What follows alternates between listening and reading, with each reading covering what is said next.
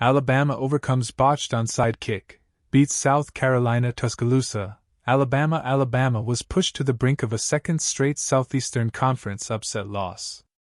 This time the Crimson Tide survived, if only barely. No. 7 Alabama, 5-1, 2-1, botched the recovery of an onside kick to give South Carolina one last chance, but Domani Jackson intercepted LaNorris Sellers as time expired and the Tide escaped with a 27-25 win. It was Alabama's third straight game that went down to the very end, having beaten then No.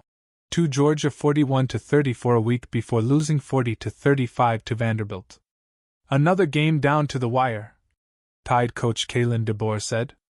We're kind of getting accustomed to those.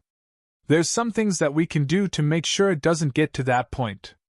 But we always talk about finding a way to win. As many times as it looked like we weren't, we did. With 43 seconds remaining, Sellers hit Nyck Harbor for a 31-yard touchdown, but the Gamecocks, 3-2, 1-3, failed to convert on their two-point attempt. They recovered the ensuing onside kick, but Sellers' desperation heave toward the end zone with 13 seconds remaining was intercepted at the goal line by Jackson.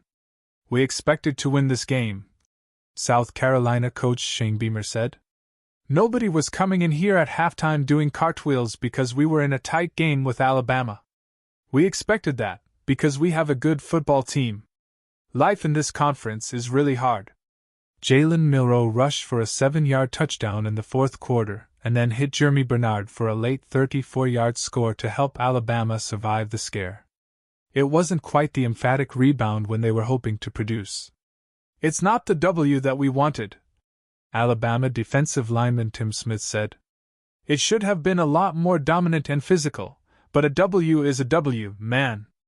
Milroe delivered when he had to in a game where he was intercepted twice and flagged for intentional grounding on a sack in the end zone for a safety. Facing 3rd and 10, he found Bernard downfield without a defender anywhere in the vicinity with 1:54 left to cap a 10-play drive. There was a lot of safe avenues and things that we discussed on that play, and I think that they were aggressive in trying to play a lot of those, DeBoer said. There was a deeper route, and I love that Jalen saw it. Milroe was 16 of 23 passing for 209 yards with a touchdown and 2 rushing scores. Sellers was 23 of 31 for 238 yards with 2 TDs and the final pick. The Gamecocks entered the fourth quarter with a lead and had a chance to retake it. But Alex Herrera's 51-yard field goal attempt, which would have been a career-long, was short. Milroe had taken advantage of a Sellers fumble with his 7-yard touchdown run with 10:42 left, but the 2-point pass failed, leaving it 20-19. He was relegated to cheerleader at the end with the defense on the field, just like against Vandy and Georgia. When we talk about team, that's a great example of just finding a way as a group to just cheer on whoever's on the field and everyone just buying in, Milroe said.